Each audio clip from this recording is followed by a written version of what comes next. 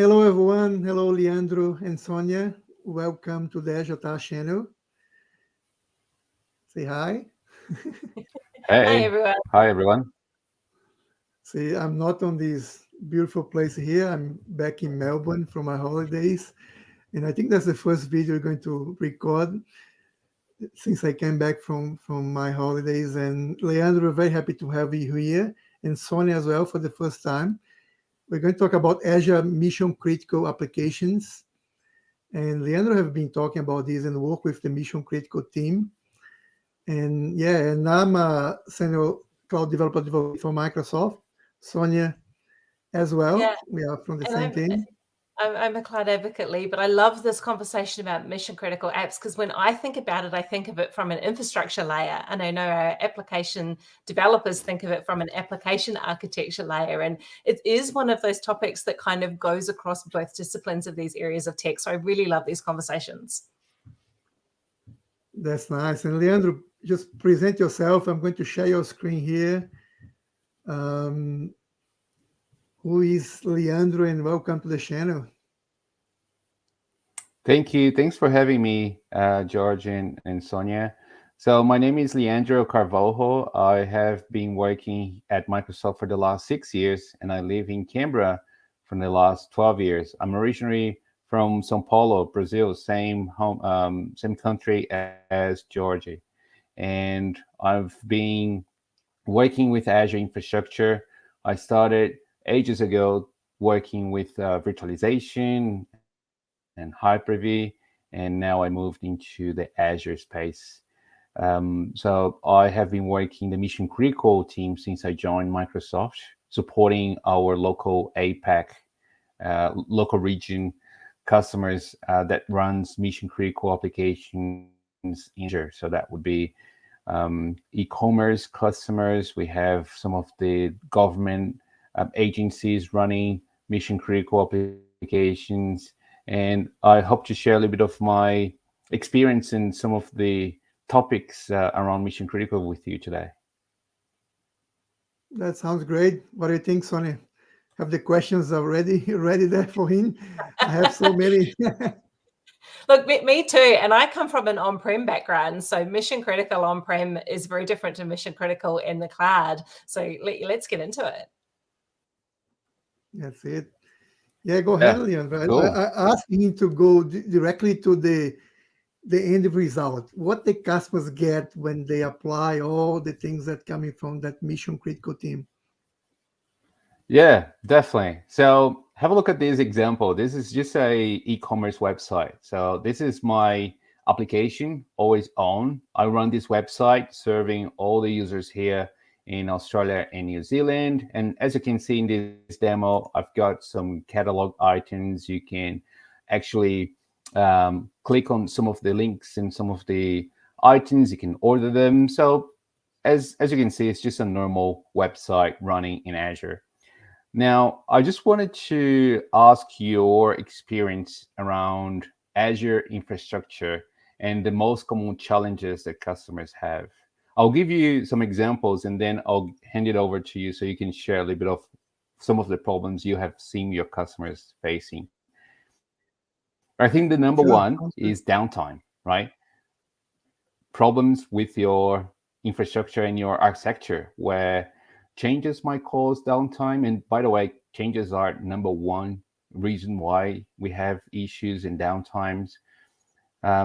Sometimes we have some services that might be impacted, Azure services, non third parties, or maybe a upstream, downstream service that is impacted. Did you want to mention anything else? Have you seen any other customers facing some problems with applications in Azure? Yeah, that sounds like true. Like I see customers moving to this continuous deployment, continuous integration, and they start deploying more often than it used to be, like once a month. And now they get all these new problems of they have to get the things right the first time and more often. Like there are customers now deploy every single day or even multiple times a day. And yeah, you see how important it now have all the testing being done. when you're doing like your CI/CD? So you mentioned two very important ones there: the automation process, change deployment, and configuration drift that you might have in a particular change. And above all of them, testing, right? Testing is quite complex. To make sure that every single change I go through has a testing process in the background is really challenging. So I'll put that in the list. Did you have anything else to mention, Sonia?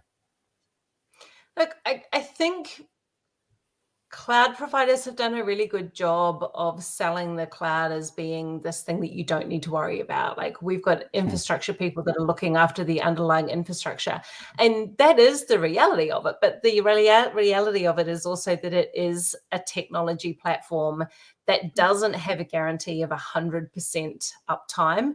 There are parts of the system that break its technology. And while we do our best to get things up and running again as quickly as possible with an amazing team of engineers, we also do have options with cloud infrastructure that you can take advantage of to make your applications more resilient and more redundant. And I think there's a lot of confusion about which of those options to choose and how to actually architect applications to give them that sort of level of fault tolerance over and above what one particular service or one particular region will natively give them.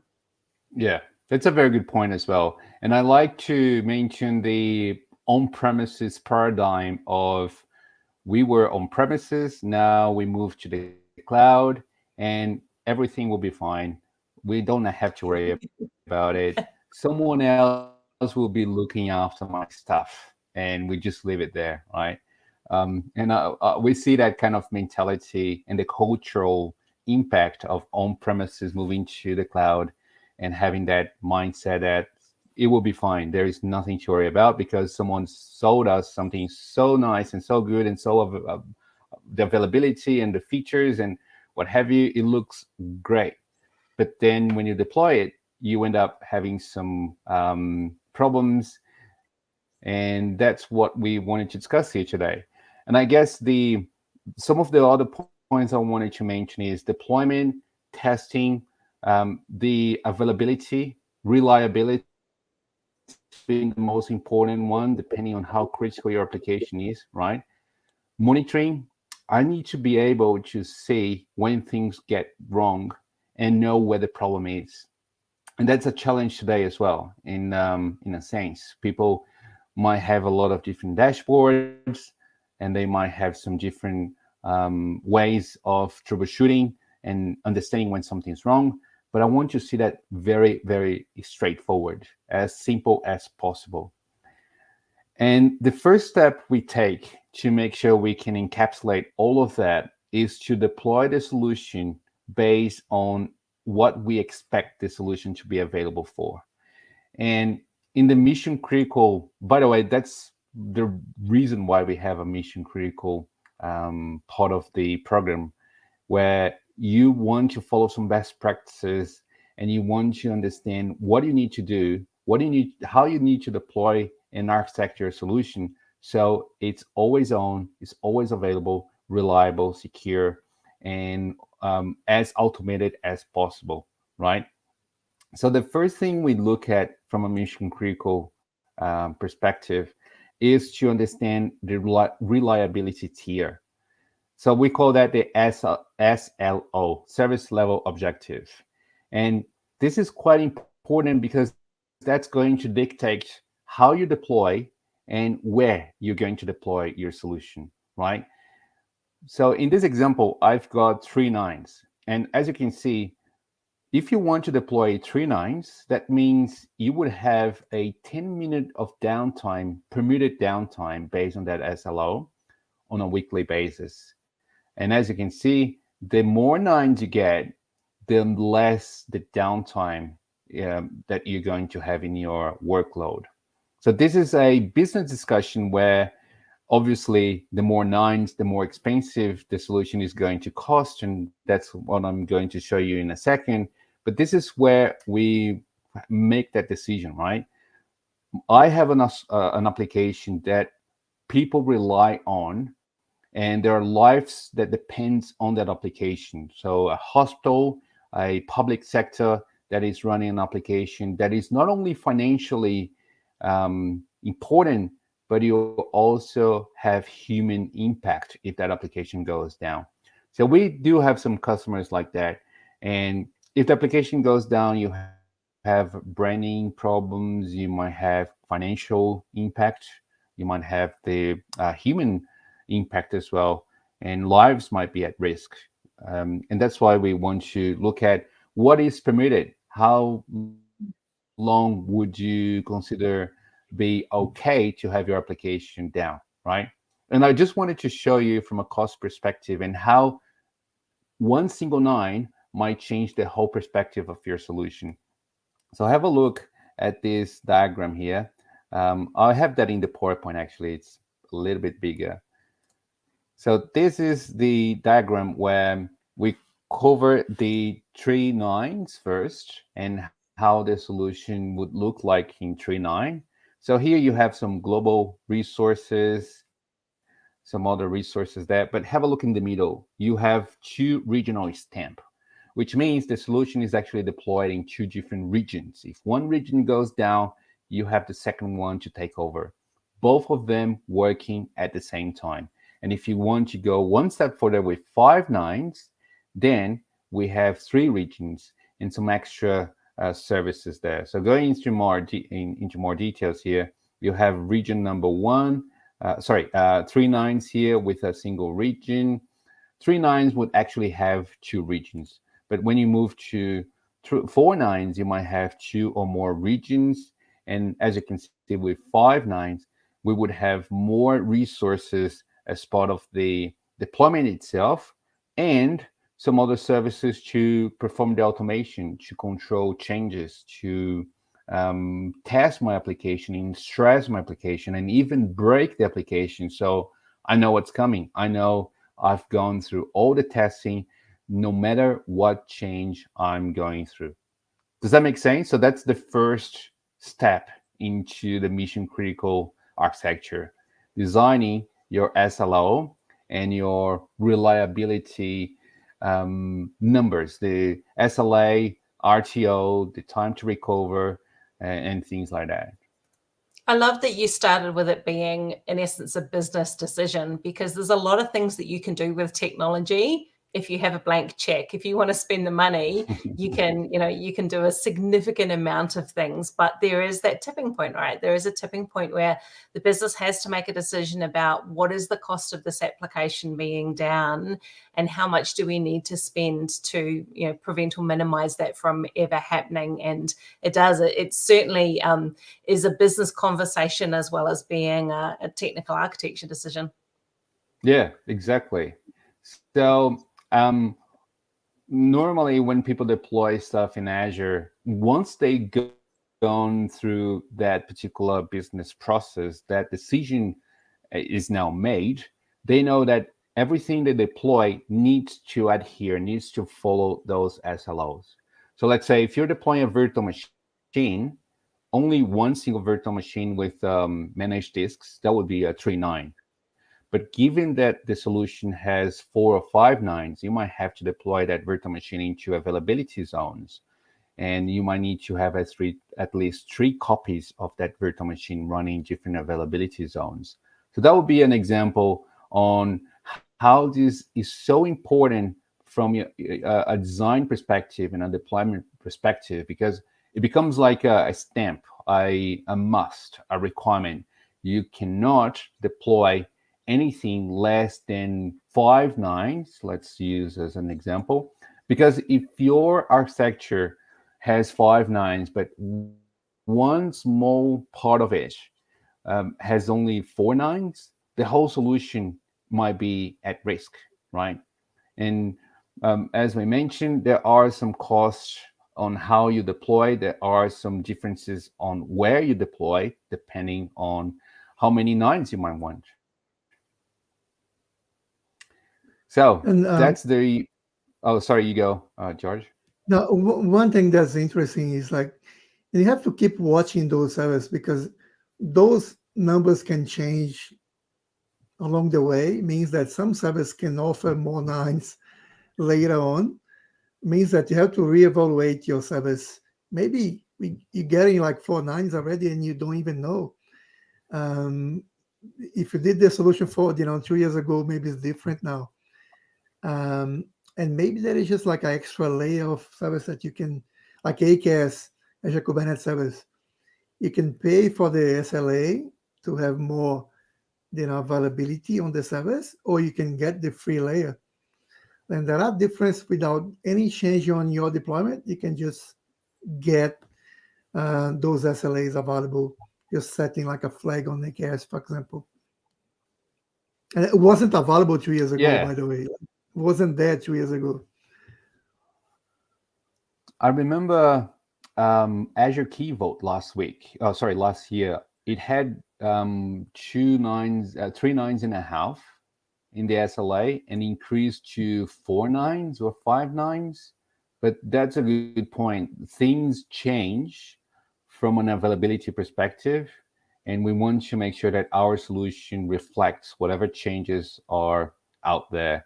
And also when we deploy the solution, that would be also part of the whole thing as well. So in my demo here, which is the application I'm showing you, that website that I showed you previously, the always on catalog, that application is running in this design methodology, right? So as you can see, we do have some, let me just try to open Zone It actually, to make it a little bit easier for you to see. So just bear with me.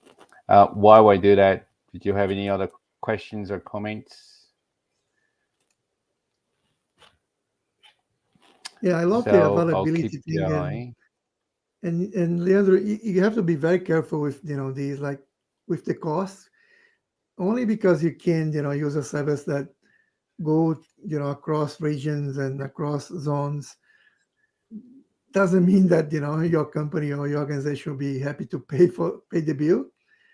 And you have to really, it's a business decision. I agree 100%. And we all saw that mistake many times. That's why the mission critical guidelines and is very important for the customers to make sure that they follow like a process to make those decisions. Yeah. So in this topology, I have all my code in a GitHub repository. This is where the developers dump the codes and whatever change they have as a Terraform template, actually. So in this particular demo, we are using Terraform, which might be also good for customers using different templates, but you can use ARM, Terraform, Biceps, whatever you want.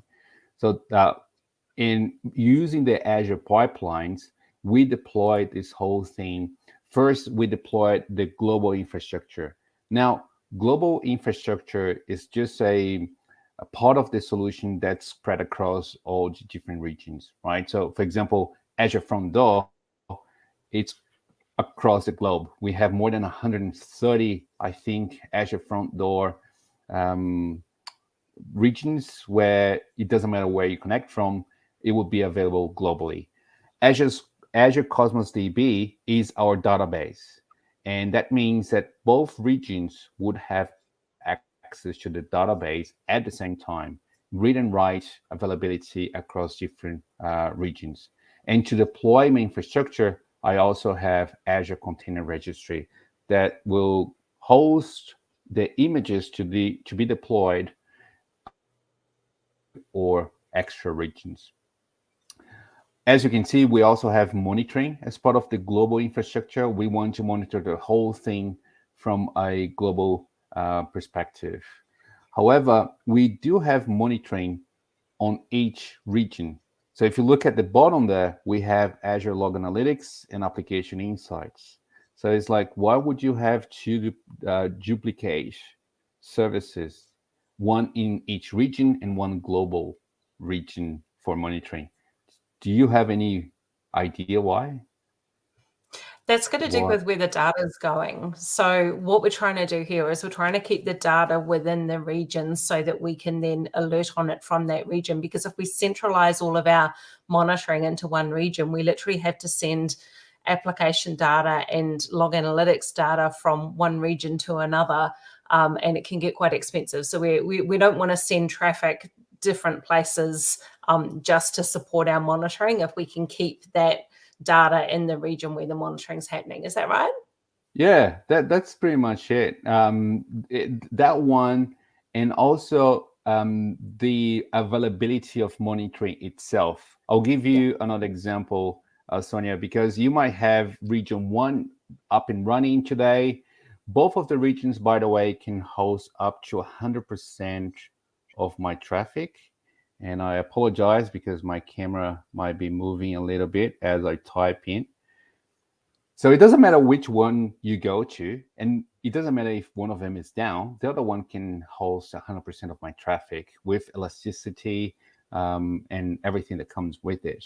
However, what happens if one of the region is down and you don't have the global monitoring to see that, right? So without the global monitoring, you can't monitor the regions themselves. You can see the monitoring within the region, which is the part at the bottom here.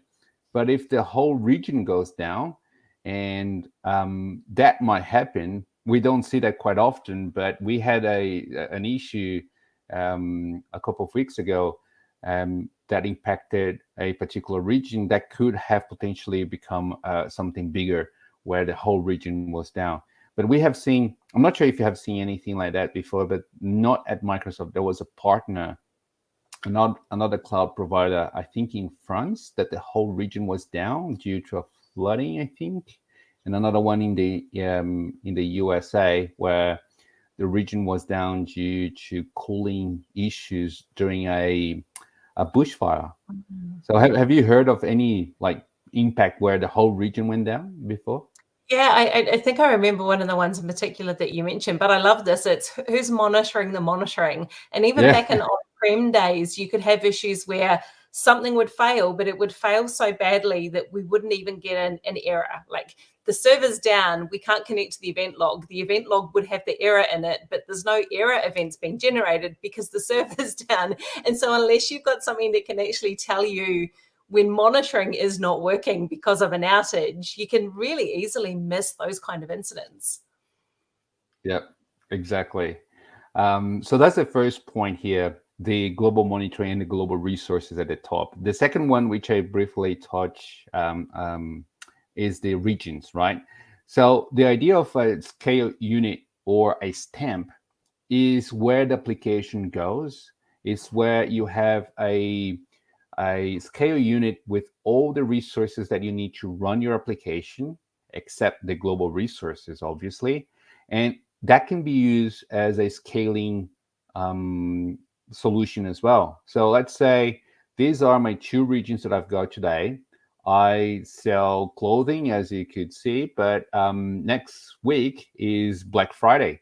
And I know that I would expect at least 5-10 times more traffic than my normal day-to-day operations. So what I could do is I could deploy a whole new region, and I can just bring that whole new region as a third region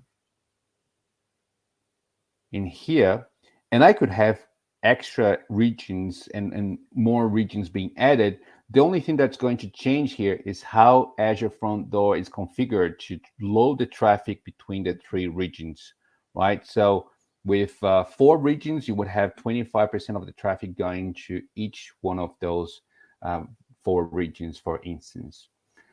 So can you automate that to do that kind of scale out and scale back and based on load? Yes. So the scale happens here within the region itself. Let's say my application runs on AKS, Sonia. I could scale AKS itself, but if that's not enough, I could use the region as a scale unit as well. And so in my example, we do that in some other customers that we support, where when big things like this are coming up, we just spin up some extra regions on top of the ones we have. So you can definitely use that as a scale measurement, because you might know that each region has a limit. Maybe we can run double the traffic that we have in the design. But if let's say if it gets to 150% before it hits 200, I want to spin another region just in case. If it goes over 200, I'm ready. And if it goes back to 175, I can remove that region entirely if necessary. I like that little point about, in essence, being able to pre-warm a new region to have it there ready or ready to fail over to, or to add into for the scale. Yeah. So the other thing we also want to consider here is how you deploy this. I'm not sure if you remember when we started this presentation, I mentioned that one of the top reasons why solutions go down are due to changes, misconfiguration, changes that are not tested, changes that are not configured properly. Sometimes you might change one particular thing here. A version of your AKS 1.26 is a new version today, for instance, or you might change a rule in the AKS, the key vault networking setting that might bring the whole thing down, right? If you can deploy a whole region as a single unit, you can also have that as part of your testing. And I love this idea. You have region 1 and 2, and you have a new version of your application with AKS 1.27. All right, let's just pretend there's a brand new version of AKS, and we want to implement that change. What we do in this particular pipeline, totally automated, by the way, is that we deploy using blue-green deployment, right? So this is my green deployment. This is region 1, green. I already have region 1 in here.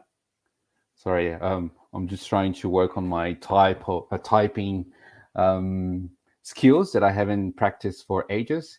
So you have region 1 already in place, but there is a new version of region 1. And what I do here is I deploy region 1 in parallel, the new version, right? Region 1 v2. And then while that's in parallel, running and being deployed, I do all the testing. So I run Azure load test that I'm going to show you in a second.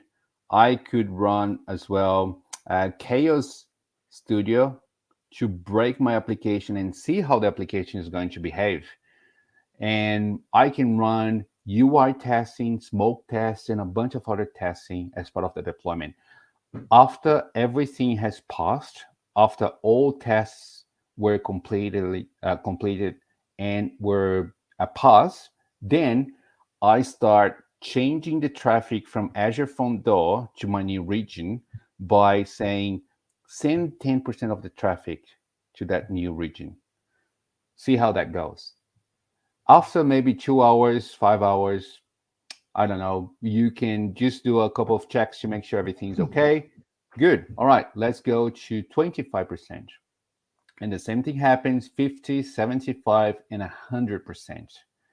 And what that means is that every single change you do goes through the same release pipeline, meaning it doesn't matter how big the change is. If it's a tick box, you are enabling the storage account, or if it's a brand new version of your AKS cluster, you have the peace of mind that every single change will be tested, will be stressed, we will break them. And once everything has passed all of that, you can then go to production. So you are reducing the amount of impact you would have in production by a lot. And if something goes wrong in that new version along the way, you can just cut the traffic in front door. You should just go in front door. And you can also put that in the pipeline as well. Azure load testing, for instance, you have testing results. So if my AKS CPU goes over 95%, that will be a fail because I want to make sure that scaling works properly. So if that fails, someone else needs to review the code, see what's wrong, see what we need to change. If that passes, go to the next step. Cut over 50% of the traffic. After 100% of the traffic has been changed, leave it running for a day and maybe a couple of hours. If something goes wrong, we can just switch back to the previous region, which is still running. After an amount of time that you know that the new region is working, you can get rid of the old one. Does that make sense? Can you see the results here from a change and an impact perspective? Yeah, I can see. And it's nice to see also the new service kind of incorporating some of those, ideas. Like Azure Container Apps, for example, you can have now like a new release, and you can do all that traffic split there, like out of the box on the product. Like App Service used to do it, and App Service Environment. I think there's a few customers still using App Service Environment to do exactly what you're showing there. I'm not sure if you're showing like using AKS, but keep in mind that you could be using other servers. Yeah, Is that exactly. is that the case? Yeah. This is a sample architecture using AKS, Cosmos DB, from the, but you can use whatever you want. So instead of from the, you can use a third-party load balancer. Instead of Cosmos DB, you can use SQL or something else. You can use web apps, virtual machines instead of AKS. And for all of them, we have the same recommendations and design ideas to help you taking those decisions. So I will show you that link I was going through in the beginning again, where we cover the design areas. So the design areas are the 8 design areas that we cover, so you can deploy a mission critical solution successfully. So let's say my application is going to be based on AKS. So down here, we cover the scale unit approach that I was talking about. So you have the whole deployment and solution as part of a scale unit that you can deploy as a single unit. And down here, I think we have some design considerations and some of the options you can deploy. I don't think it's this one, design application platform. Sorry, this is the one. So in application platform, we have some details here of how to use containers and AKS. So if you want to use AKS, this is what you have to consider. These are the design recommendations for scalability, isolation, security, and we give you a lot of nice links there so you can follow that through. But there are definitely a lot of different options there from different vendors and different technologies as well. So serverless compute, Azure Function, Logic Apps, Power Apps, and some other options as well, virtual machines and what have you. So yeah, that's pretty much it. It doesn't mean that you have to use what it's in the template, what is in the sample design, but it's just to give you a head start. I'm not sure if you are like me. I'm a kinesthetic. I learn by doing it. It looks great. The documentation is amazing. It's very helpful, but I want to deploy what are you telling me to deploy. I want to actually do it by deploying the whole thing. So that's what works for me, and that's why we have this particular solution as a template. Oh, it's great, and I'm from Cloud Native, so I love your AKS in there. But I was like, remember that there is a few customers using other technology. That's fine. You don't have to move to AKS just because we are showing AKS. If you're using other service, you still fine. You have guidance for you as well. Yeah, exactly. So what I wanted to show you here which is the demo that I have deployed, a website that I showed you, is how to give you the ability to do it yourself. So if you're like me, if you like learning by doing stuff hands-on, this is the Azure online topology that I'm talking about. And in this particular topology, we have the code that is publicly available. We give you the instructions to create the Azure pipelines, to configure your Azure subscription. And then once you kick off the pipeline, we will deploy the whole thing. It takes around 40 minutes to deploy everything, but everything is deployed as a single pipeline in Azure, and everything is automated. It's not only the deployment itself, but let me actually show you the pipeline so it makes more sense. So this is a pipeline I ran late last week to deploy my solution. And what I have to do is run new and tick the boxes whether I want to run chaos testing and load testing, and that's it. If I have deployed a solution already, if this is V2, I can select to destroy the environment at the end, being V1, or in my demo, if I don't have another version, it will just destroy the whole thing because it's a little bit expensive and we don't want to leave that demo running for the whole month, right? So right after this presentation, I'll definitely be running that to destroy the whole thing. But if I click run right now, it will deploy the whole thing as it did last week. So have a look at this pipeline. Let me zoom in here. So first, we deployed a global infrastructure, the layer at the top, right? And actually, in parallel, we test the application code. So the code we have in the repository, we want to make sure everything is ready, everything is okay to be deployed. And then we deploy the release unit and the application code. That can happen in parallel. The application code will be done in a different place, and then I can deploy the infrastructure with the whole configuration. So this is where I'm deploying my AKS infrastructure here at the top in the regions, all right? So here I deploy AKS and all the other services that are required to run my application. The code is also being prepared in parallel down here. Then I deploy the workload. Here, and I import the sample data just to have some data there to show you in the demo. And what I do here is the testing. Even though this is just one particular test, there is a bunch of different things we are testing here. And I've got a PowerPoint that talks about what we are testing in there. So there you go. In this particular code, and by the way, you can copy the code and you can use whenever you want. We are doing unit testing, smoke testing, UI testing. We are actually clicking and creating some orders in the website. Load, stress, performance testing with Azure load testing and Chaos Studio. And we also have a load generator for user simulation. And we have Chaos Studio for failure injection testing as well. All of that being deployed in parallel as part of the blue-green deployment. So that's all done in here. All my tests have passed. I can go to the direction.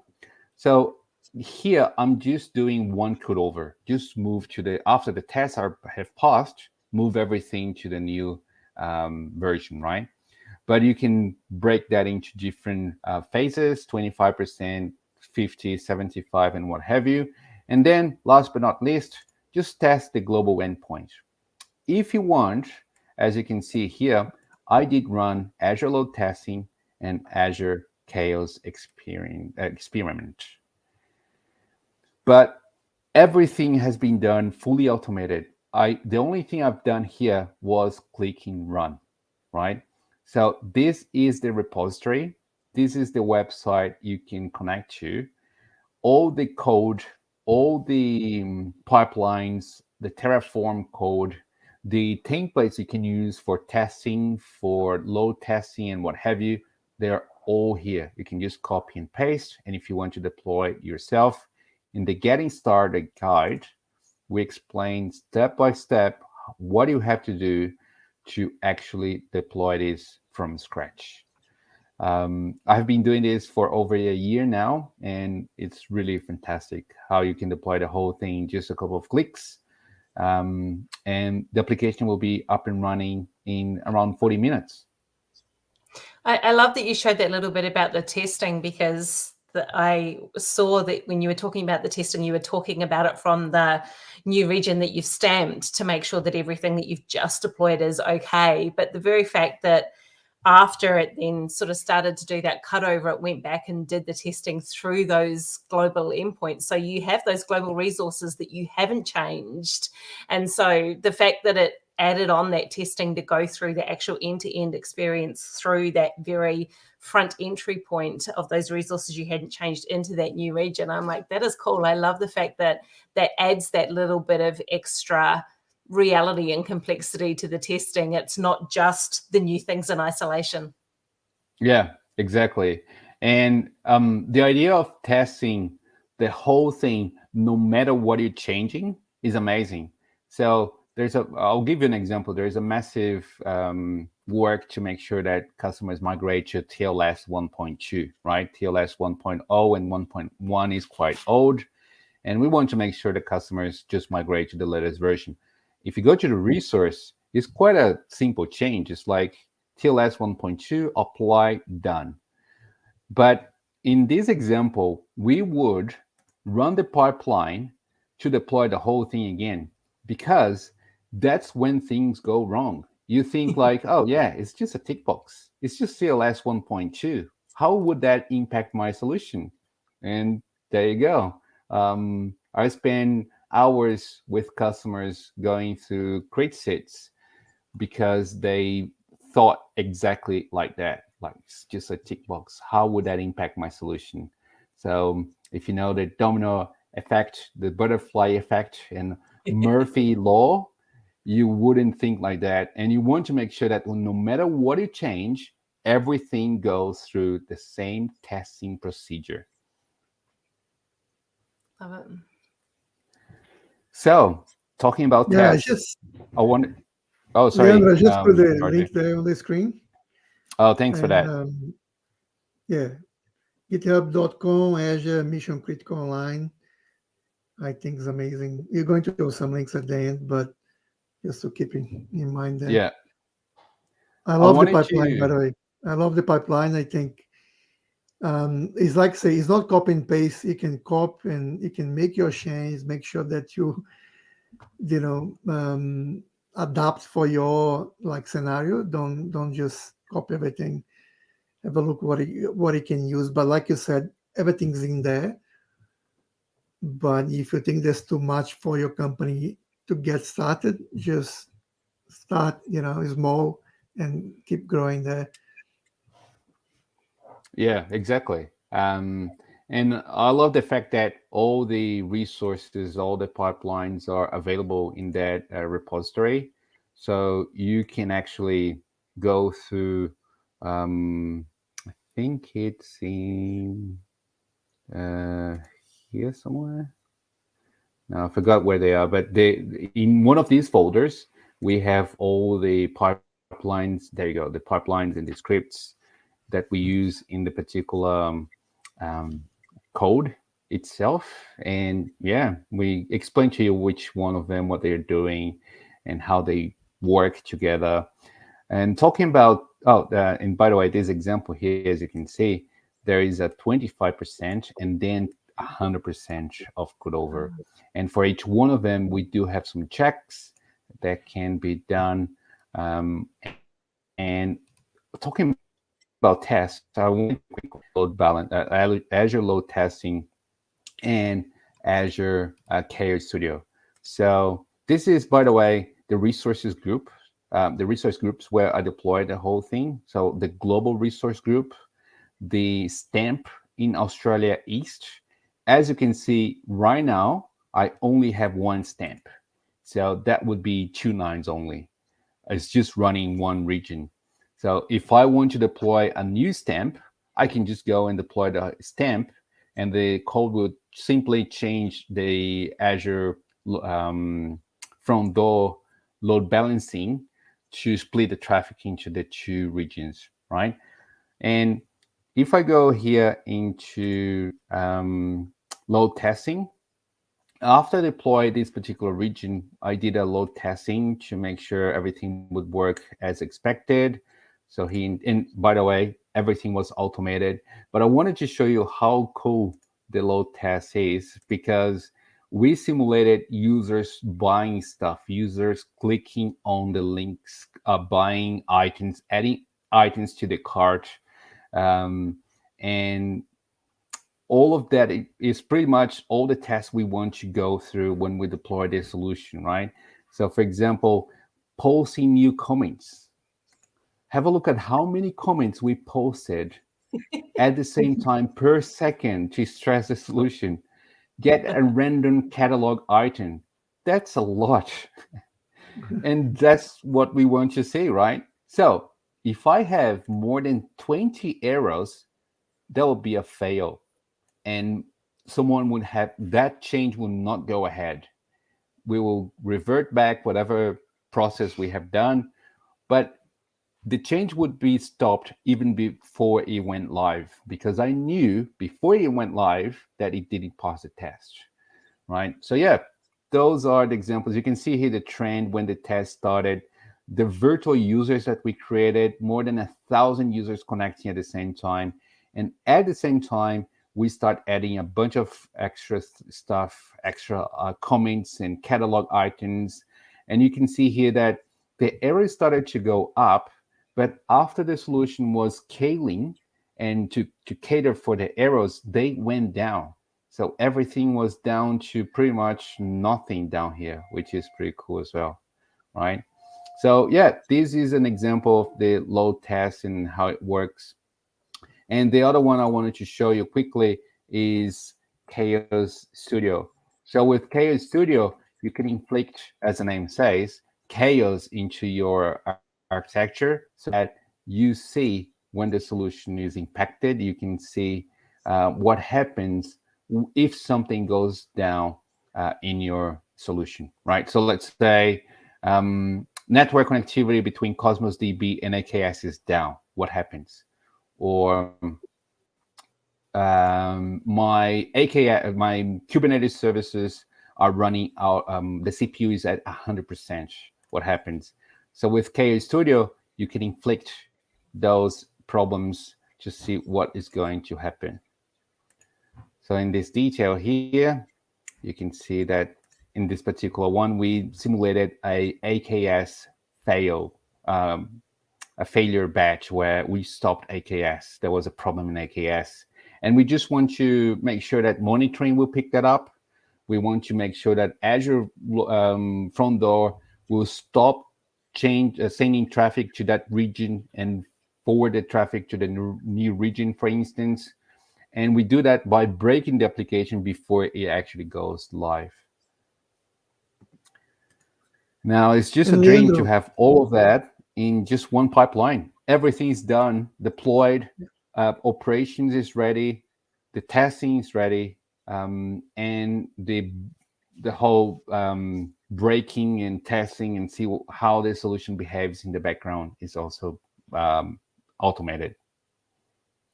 That's great. That's amazing. And I think the magic of public cloud, Azure, and all the automation there is that we used to spend a lot of time to get everything ready, like infrastructure. Sonia, remember the times we have to create the infra, like physical infra, then you have to install like a load testing solution, like a chaos solution. If we use those, we're getting those services now on Azure with Chaos Studios and load testing, means that you don't have to care about that. You can just apply, the automation on top of Azure service on all those servers, and you can get the things, running very quickly. And then I think that's the main goal. And I see a few customers still make a mistake of trying to build those things. Now, I want to have my own like load testing, and they spend like a month, just doing your loading testing. Just try to do everything works. If you want to replace the load test, you can do later. But my advice, my experience is go ahead and try to use getting the service that we have ready to go. There is a cost for that, yes, there is, but trust me, if you try to do it yourself, it's going to cost more than like using load testing, for example, on Azure. And on that note as well, I remember when we were deploying and designing solutions on premises, the application would have a little bit of testing, and we would know more or less how much we would require in the design to cope with that requirement, right? But we would not be 100% sure, so we would always over provision. So when you can, just over provision, just deploy extra service, double extra service and services to make sure it will cope with everything. While here, elasticity happens within the scale unit and in the scale unit itself. You can have extra scale unit for scaling up the application as well, which is a great mentality, which also happens to assist with the blue-green deployment by deploying a whole new stamp, testing it, and just changing the traffic when that stamp is ready to go. It also looks like it blurs the lines a little bit between testing and production in terms of infrastructure environments, because that was one of the other challenges we used to have was how did you keep your testing environment and your development environments as close a match as possible with your production environments from an infrastructure perspective, so that you knew that your testing was as accurate a representation as possible. And then you deploy it to production and you have problems, right? But I love that with this, we haven't even talked about having a separate production and testing subscription. And certainly there are situations where you need that. There are use cases where you want to be able to make cloud infrastructure changes and make sure that it doesn't break applications or do things with applications in an environment that's nowhere near prod. But this kind of gives you that in to go, especially when it's scaling or even when it's changes, you do have this much safer release cycle because it is automated and it's far easier to back out if it fails, and there is less likelihood that something that you're going to introduce is going to break your entire production cloud environment. Yeah, exactly. And you mentioned another point that's quite important. When things go wrong, even after all of that, things might go wrong. How do we gain visibility and how we know when they are not running the way we expect? So, Georgie, how are we going with timing? How I can see that we're close to 50 minutes, or yeah. If you don't want to break these in parts, but yeah, if you can, what do you want to show? I just want to show the last part now, which is the operation side of the whole thing, and then I won't take more than 5-7 minutes, so we can have the final thoughts after, and any other questions you might have. But yeah, after the whole thing is deployed, we want to make sure that the visibility is quite good. So I've got a little bit of a PowerPoint here where we talk about health modeling, and we always look at these fancy and beautiful dashboards, and we do have a problem with the way the dashboards operate, which are two main problems. The first one, when you look at that particular dashboard, if one of the particular trends go up, you don't know if that's a problem or not. You don't know if something is being impacted or not. And even if it is a problem, you might not have this visibility of where that problem is and what is the impact. So the person managing the solution might need to do a little bit of interpretation to understand the impact itself. The second problem as well is we don't know the impact when some of those trends go up or down. Is my website down? Is only part of my website down? Can I still buy stuff? Maybe just part of my web solution is down. So what we call here as part of the health modeling is creating a solution that shows the health status, not the metrics. That means, and I love that comparison, it's like a traffic light, it's sort of dashboard, right? You see the traffic light. If it's green, it's keen, everything is okay, no need to worry. But when things are going yellow, you know where the problem might be based on the user flow and based on the component that is being impacted. And you also know where the problem is. So the way that works with the user flows I mentioned is something like this. So this is my website, right? When you access the website, you have three main components. The comment section, which is this whole section here. You also have the list catalog item and show static content user flow. So these are my three user flow. You might have like adding the cart as a user flow, all the different user flow as part of your solution. And in the first part of the visualization, you have the user flow itself. The second bit is the service that is providing that flow. And the last one, the bottom one, is the actual resources providing that service. All right.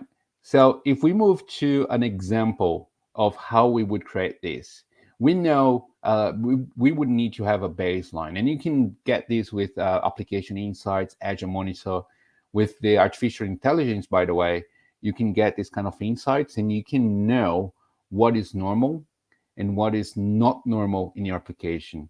So I know for a fact that my application always have user impact if the CPU utilization of my AKS cluster goes over 90, right? And if that's above 90, that's going to have a user impact. But not only AKS, I've got a bunch of other things here like event processor, REST API, storage, AKS, the networking components. All my components are shown somehow in this particular visualization. So have a look at these two examples. The first one here, the cluster capacity is at 70%. So I know that if it keeps going up, we will have users that will get errors when connecting to the website. And because the cluster is at capacity, I know that everything that is dependent on that particular service is going to get impacted, right? So when I look at this particular traffic light dashboard, I change the conversation. I know where the problem is and what the user impact is, right? And then I start the troubleshooting. Whereas today, you have a fancy dashboard that gives you the troubleshooting insights, and you have to interpret it, the data to understand the impact and the service that is actually being impacted. Does that make sense? Is right in your face, is straight in your face where the problem is and what's the impact. Yeah, it makes sense. You need to have a flag to know exactly where you're going to search, not guessing that there is specific service that's down. And that's a simple application, like a demo application. Imagine like a very complex solution where you have absolutely microservice and in this example here, we have the background processor queue that has more than 100 message, and that is a user impact. So my add comment user flow is actually down right now, but everything else is working okay. So if a user try to list a catalog item and add that into the and buy that, it will work. But if they try to add a comment in my website, that will not work at all. So it's very easy for you to visualize where the problem is. And this is actually our working health model, where you can see in this example some latency in the storage account that is starting to generate some impacts. And that's why it became red.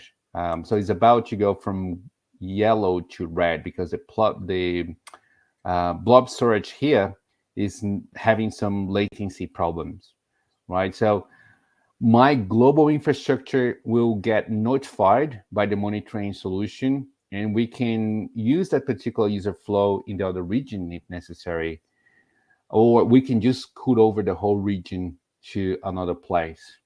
So yeah, that's what we do in this particular deployment. We actually deploy this using Azure Grafana, and you have those nice dashboards so you can look at Azure Monitor data and have a nice interpretation using the traffic light approach. Yeah, I was going to ask you what you used to actually build that, because you obviously put together the business logic in terms of the metrics plus the impact on the service or those user flows, but that this actual visualization of that in action is Grafana, which is an amazing tool. You know, there's two things that run the world, and it's dashboards and Excel spreadsheets. So I love a good dashboard. Yeah, exactly. And so yeah, Grafana has a very good representation of the data from a dashboard capability, right? And that's why for this particular example, we use Grafana in the background. But the data is collected from application insights and Azure Monitor. So yeah, that's what I had today to discuss, Jorge and Sonia. It was pretty much to go through the mentality of a mission critical, how some of the design considerations might affect your architecture, and some of the concepts to make sure that the application is always on and always reliable as well. Yeah, that sounds great. So I'm going to put the link back here. I'm not sure if we have a slide with the links there, with the QR codes. There you go. So let me present that. The first one, the first QR code, is the link for the mission critical workload documentation in the well-architected framework repository. So that's the one I was showing you in the Microsoft Docs website. The two last ones are the reference implementation that you can deploy. The middle one is the one I implemented. We call that the end-to-end implementation. And the second one is the connected reference implementation, which incorporates Azure landing zones and some extra connectivity networking components as part of the deployment. So there are two ways for you to deploy. I would recommend starting with the one in the middle, the mission critical online reference implementation, which is the one I demonstrated here today. And the only thing you need is Azure Pipeline, which you can get for free for demo purpose, and Azure subscription to deploy the infrastructure. That sounds great. Thanks so much, Leandro and Sonia, for joining today and for presenting that. I learned a lot of things. I hope you learn as well, Sonia, and everyone watching. It was amazing. Thanks so much, Leandro. No worries. Thank you, Sonia and Jorge, for having me again. And yeah. It was a great discussion. Thanks for your time. Have a good one. Bye.